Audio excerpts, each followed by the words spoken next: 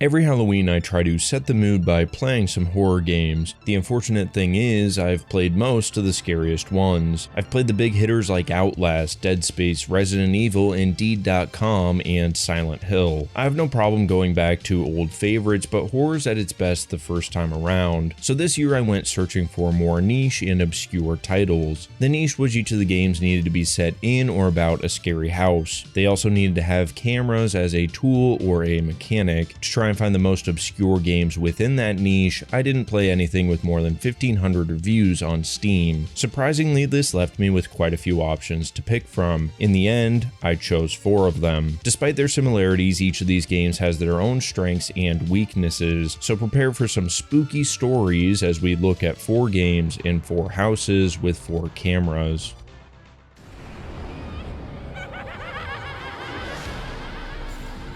Madison is probably the most popular game on the list, so we're going to start there. It's got a couple videos with millions of views and a little over 1,000 reviews on Steam. I think the popularity is deserved. There's some good puzzles to break up the walking. The game also consistently had me on edge, which is pretty important for a horror game. As far as horror puzzle games go, this was definitely one of the better ones. But the more significant thing about Madison, at least for this video, is you're stuck in a house and you're consistently using a camera, and this house is absolutely disgusting. It seems like scary house stories tend to go 2 different ways. Some of them are set in deceptively normal houses, which makes the spooky shit out of place, like Paranormal Activity or The Shining. The other extreme end is the disheveled house from hell, like the house in Texas Chainsaw Massacre or Swamp Ass City from Resident Evil 7. Madison leans much further into the hellscape house than other games on this list. If it looks familiar, it's probably because it was on My Strange Addiction Can't Stop Bolting the Toilet Closed. This is the type of place you wouldn't willingly step foot in, which is probably why the game starts us inside. The game starts with us waking up in this place, and we're hit with relatable content for divorced moms right away, because there's some dude screaming through the door about how we ruined the family. I have to find him. The only way to get away from this guy is with a little puzzle work, which sends us into the house proper. I don't need puzzles in all of my horror games, but considering this one's on the longer side, I was happy to see them introduced right away. Once we're out of the first room, we find ourselves in the hallway, which really cements that this place is a complete piece of shit. Heading down the hall takes us to a locked door, but there is another room that we can go into. Wait a second, I've seen this place from somewhere else. Hold on.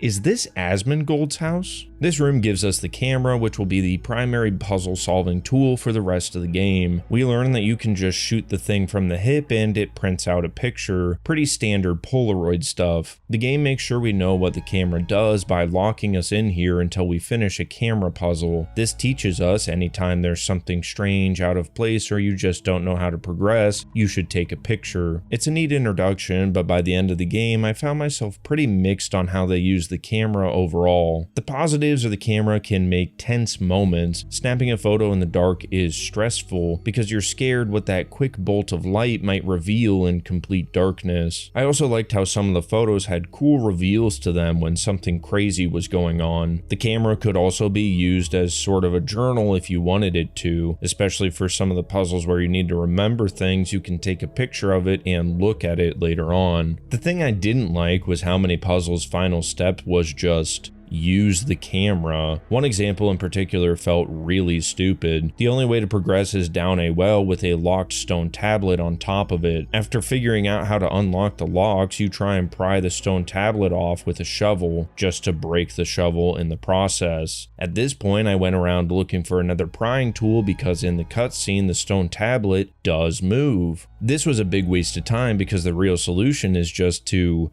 take a fucking picture. This took me back to adventure games I played as a kid where the final step of a puzzle was something nonsensical like feeding 12 turtles a cauldron of the king's hot loads or something. This little hiccup could have been completely avoided if the main character just said something like, "Wow, there's no way I can pry that open." Then I would immediately assume to use the camera instead of searching the house for other tools. Normally I dislike that kind of plain text solution, but in this game the main character is more vocal than I'd like, and the performance is unintentionally hilarious. I don't know what it is about this guy, but anytime he talked, I was laughing and it kind of killed the entire mood. Blue Knees? I mean, yeah, it's a stupid name, but why does he need to say it like that? Blue knees? And yes, he did go to the Solid Snake School of Dialogue because nearly everything he says in this game is a question about the thing that he just saw right in front of his face. Officer Russell? Now entering Madison Hill's basement. Hill? 1987? Where am I? What? It's open now. Why is this happening to me? I don't want to give the impression I disliked the game because I would actually recommend it to anyone looking to get a little scared. The story had some interesting twists and turns with an intriguing family mystery at the center of it. There's plenty of legitimately frightening moments, and I found most of the puzzles fun and interesting. I enjoyed at least 75% of it, which is about the same ratio as most of the games on this list today. The 25% I didn't care for was the entire final section. In what is unfortunately a universal problem with all the games in this video, Madison is like a guy on a Vyvanse Viagra speedball. Despite an otherwise strong and enjoyable performance, it just doesn't know how to finish. Overall, I'd give it a 7 out of 10. The house gets an 8 out of 10, and the camera mechanic gets a solid 6.7. I think it's worth it, and I'll be interested in what the DLC brings to the table. I can't wait to experience the Maxwell's Curse. Come on, guys, what's next? Madison 2 Epstein's Revenge?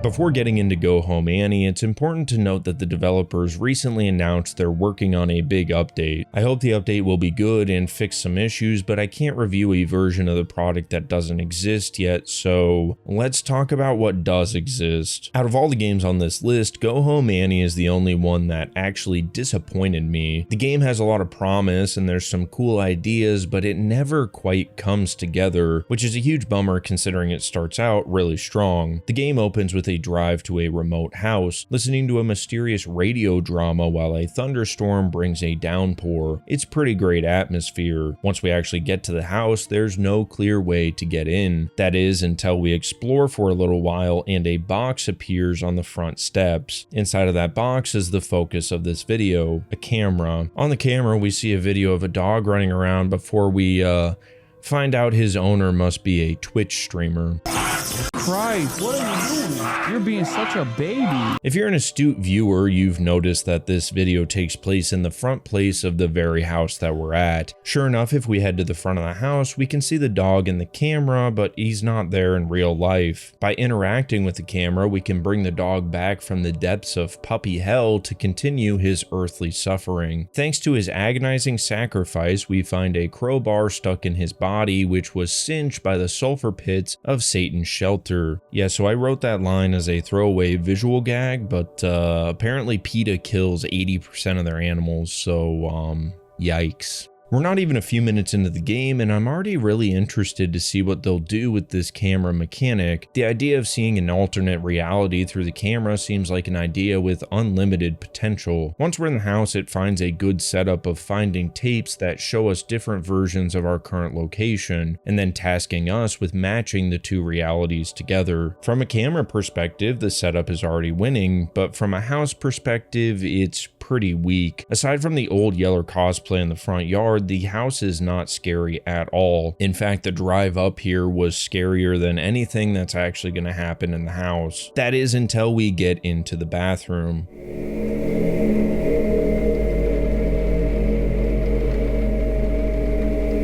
Look, all I'm saying is whoever the interior designer was should be fired because this is not very inviting. It actually reminds me of the kitten stomping ward at my local PETA. Yeah, I'm going back for seconds because again, 80%? Fuck them. This bathroom house is one of the more visually striking set pieces in the whole game, where we go through the wall and out to the end of a platform inside of this weird pocket dimension area. Once we grab what we need there, it's a few more steps before we've pretty much done all the puzzles in the house and are free to leave, which is when we head out the front door and...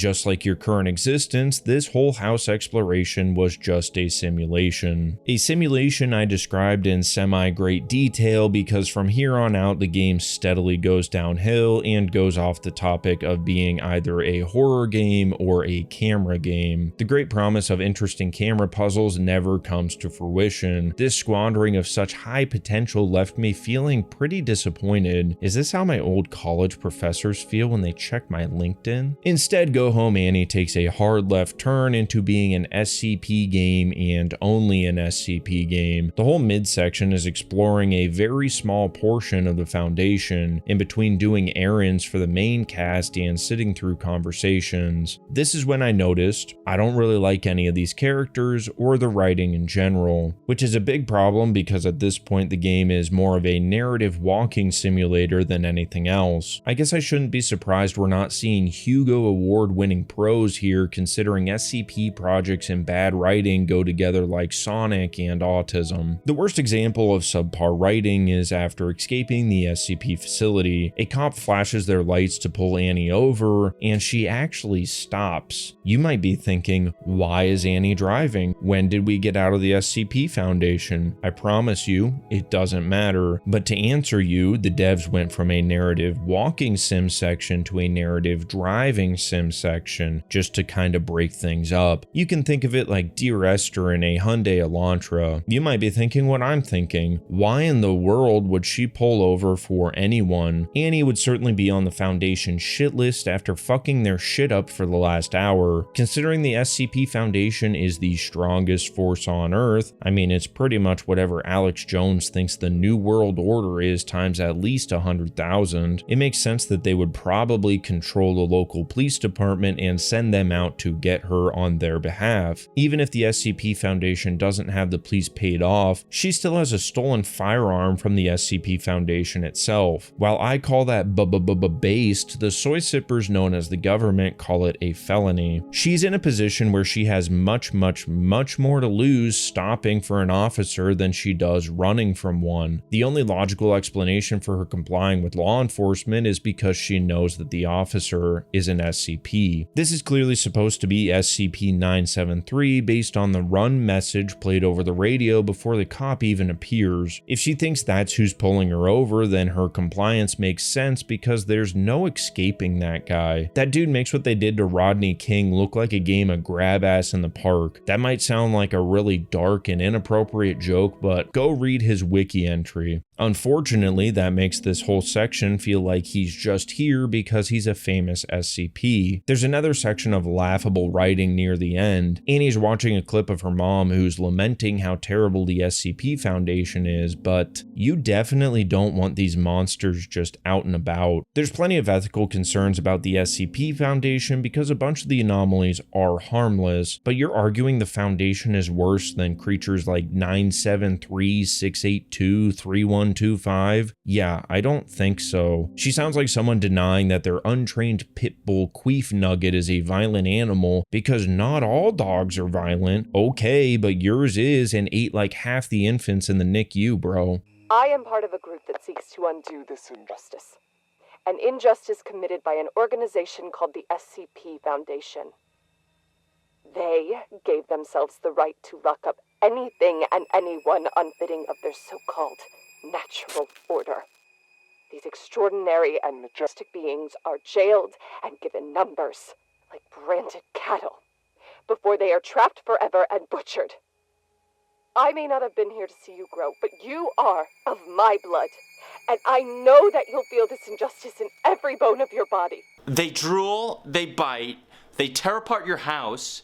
Babies suck. Just get a pity. There's a really cool box puzzle around this time though, so shout out to that section for being cool. Between the questionable writing, the scatterbrained gameplay, and the lack of any scares, I would give Go Home Annie a 4 out of 10. The house gets a 3 out of 10 because it is a house and it is believable. And the camera mechanic gets a 7 because the promise is there even if it never comes to fruition. It's an interesting game that could be drastically improved with a good update, so I'm curious to see what they end up doing with that. But unless you're an SCP schizo, I really can't recommend it.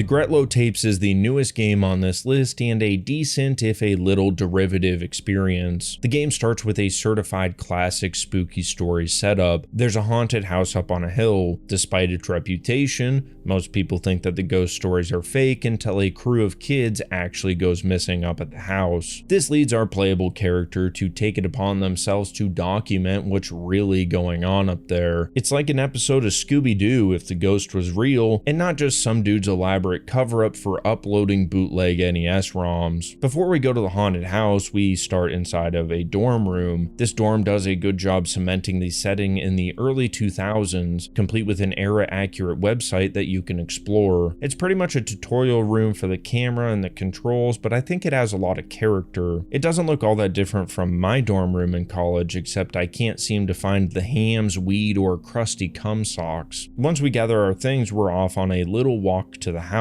On this walk, we come across a car, a weird dude, and the worst animated deer I think I've ever seen. Maybe next year I'll do horror houses, cameras, and deer, because for whatever reason, this guy brings our deer inclusion rate to 50%. Until we meet again, my friend. Once we get to the house, actually finding a way inside is easier said than done. The game makes us complete some basic puzzles, take in the spooky ambiance, and get jump scared once or twice. After we get inside, we see how the game is going to implement the camera for its puzzles, and what do you know? It's just Madison. Yeah, playing these games back to back didn't just make the lack of creativity in the camera disappointing, it kind of made the whole thing a little bit disappointing. The game isn't a straight up rip-off of Madison, but it borrows from it very heavily. The camera gameplay is the same formula where you take a photo to get hit with a super epic, loud, scary jump scare noise, and then proceed on with the next thing.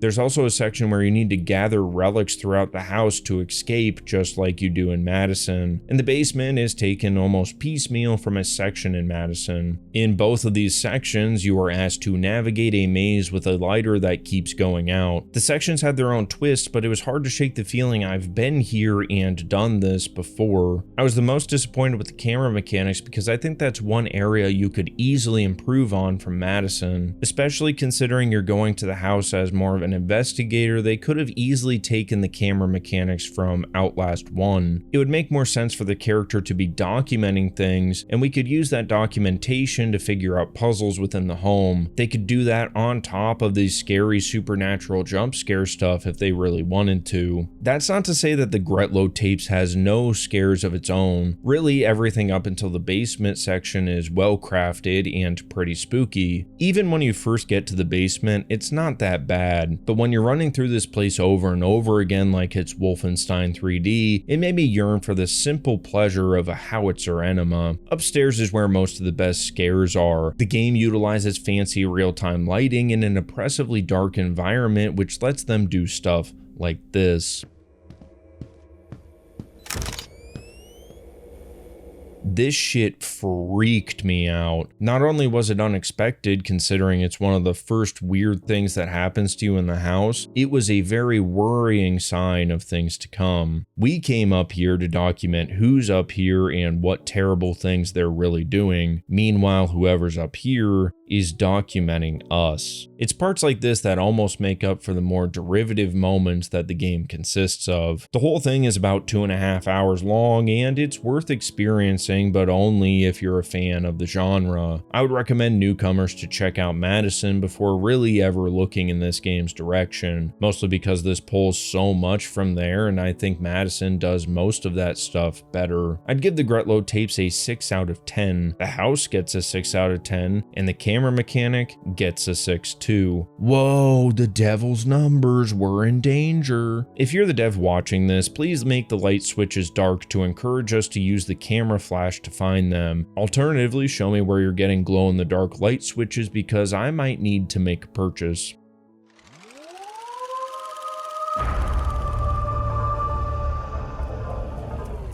For Sale is a short horror game from earlier this year, and if you haven't played it, you are missing the fuck out. The elevator pitch for this game is you're a real estate agent sent to a house to take pictures. The house is in the middle of nowhere and has a history of its owners going mysteriously missing. In the 90 or so minute runtime, you'll slowly start to realize why that might be. Like most horror games, I think it works better the less you know going in. I went in completely blind and walked away with multiple heart attacks and a new favorite game. It's a couple bucks on Steam and well worth your time. I would recommend buying it, playing it, and then coming back to this video if you want to hear what I have to say about it. But if you don't mind spoilers or don't play spooky games because you're a scared little bitch, you can keep watching. The two greatest strengths of For Sale are the two focus points of this video, the house and the camera. The house and its surroundings are normal enough to put your guard down, but sprinkled with enough oddities that you know something's not quite right. The game starts with an opening drive through a creepy, misty forest, which doubles as a lore dump. Once we get to the home is when we realize that we are really out in the middle of nowhere, with a foggy mist prohibiting vision everywhere you look. Stepping foot on the property, things get even more uneasy. Despite the owner contacting us to take photos, he isn't here, which begs the question of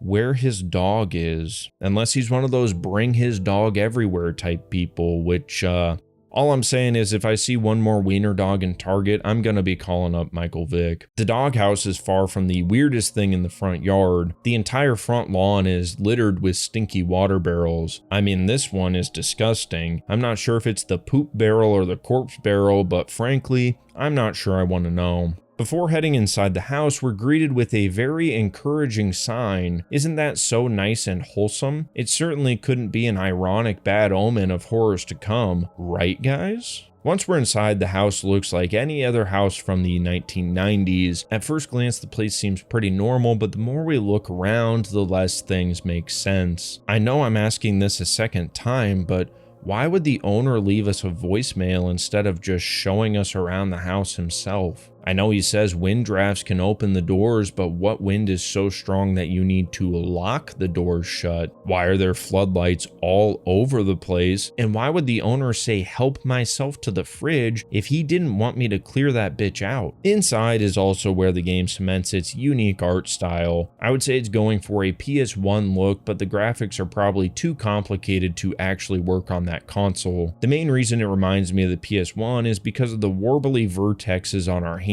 here. I know games like the original Quake had this sort of swimming going on too, but I mostly associate that look with the PlayStation 1, probably because the PlayStation 1 also had that texture warping stuff going on too. Normally this look isn't really my thing, but I think it's really well done here. There's enough abstraction it doesn't look like real life, but there's also enough recognizable shapes that it feels like a real place. There's almost a weird reverse uncanny valley thing going on, where the setting is so low res yet normal, mundane, and familiar, your brain fills in details that aren't really there. As someone who was around before New York City got epically pranked by those comedy-loving Saudis, I'm pretty sure I was in this exact home at least a dozen times. This callback to years past carries over to the camera, which will be our main tool for the entirety of the game. In the area this game is supposed to be set in, this would have been super advanced top-of-the-line stuff. It has an integrated digital screen, plenty of internal storage, and an integrated flash. Those rabble-rousers at Circuit City probably sold your mom one of these bad boys for $800 back in '97. It might have been top of the line then, but it's slow by modern comparison. Looking down the viewfinder is slow, snapping a photo is slow, and waiting for the photo to draw on pixel by pixel is slow. In any other game this would annoy me, but here it just adds to the tension, especially when they introduce darker areas. While the first floor is well lit like Huncho Jack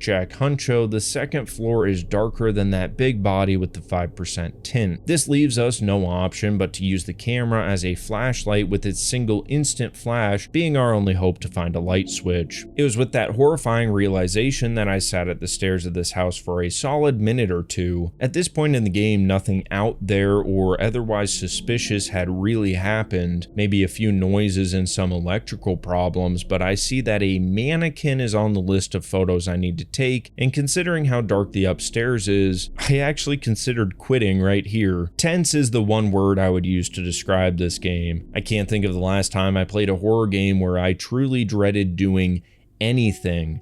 There were multiple times I didn't want to touch the mouse or move because I didn't want to keep going. It was awesome. Once we build the courage to go up the stairs, things slowly get weirder and weirder until we are left with no choice but to conclude we're not alone in this house. Once that feeling really seeps into your brain, you don't want to be up here anymore. So you quickly go through your checklist of photos, and then the next thing you want to do is leave the place. However, standing at the top of the stairs, I had that same stuck in my shoes feeling that I did when I was looking up here. I can see the front door from here, but I can't get past the fear that someone, or more worrying, something, is waiting for me down there. I won't spoil anything more, but make no mistake, there is something down there. I do have one final praise and one final complaint for the game. The praise is that you're never hit with the standard bullshit loud equals scary jump scare. Half the reason I got so fatigued with Madison's bag of tricks was its incessant need to constantly scream a scare in my face. Very limited jump scares are fine, but the fact this game doesn't really have any of them is very impressive. The one thing I didn't like was the one thing I didn't like about any of these games, and it was the ending. I have no idea how they could have done a better job with the ending narratively, but from a gameplay sense, it is such a wild departure from the first 3/4 of the game, and it just didn't really work for me. In what was another unfortunate pattern of the day, we're stuck in a puzzle maze type thing, and it really just didn't touch my tip in the right way. I would give the game a solid 9 out of 10, and I really wouldn't mind playing it again. The house is a solid 7 or 8 with how unsettlingly normal the place is, and the camera is a 9 with how it's used to constantly create tension. If you can only play one game on this list, make it this one.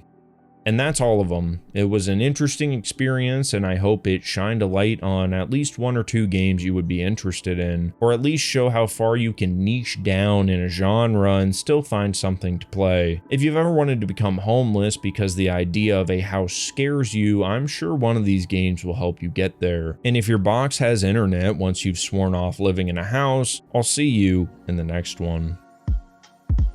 That's right, we're Japanese.